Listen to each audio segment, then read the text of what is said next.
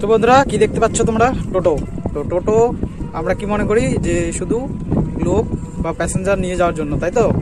So তোমরা ভাবো যে একটা টোটোতে কটা প্যাসেঞ্জার যেতে পারে? হাইয়েস্ট 4 থেকে 5 জন 6 জন, তাই তো? তো আজকে তোমাদেরকে দেখাবো শুধু প্যাসেঞ্জার নয়, টোটোতে অনেক কিছু নিয়ে যাওয়া সম্ভব। তো তোমরা হয়তো দেখলে বিশ্বাস করতে পারবে না।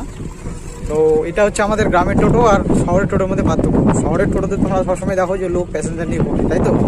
এবার আমি তোমাদেরকে দেখাচ্ছি যে গ্রামের টোটোটা, মানে গ্রামের টোটোতে কী কী নিয়ে যাওয়া হয়, কী কী কাজ করা হয়।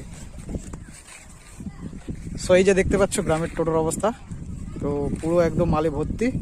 আর রাস্তার কন্ডিশন খুব খারাপ আছে আমাদের। সো যারা যারা জানো এদিকে আমার বাড়ি, রাস্তা কি খারাপ। সো এটাই হচ্ছে গ্রামের টোটো।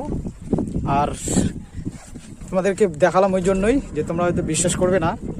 তো এটা হচ্ছে আমাদের গ্রামের টোটোদের অবস্থা, যে আমাদের গ্রামের টোটোতে এইভাবে আমরা মাল নিয়ে যাই। আর রাস্তার কন্ডিশনও খুব খারাপ হয়ে আছে।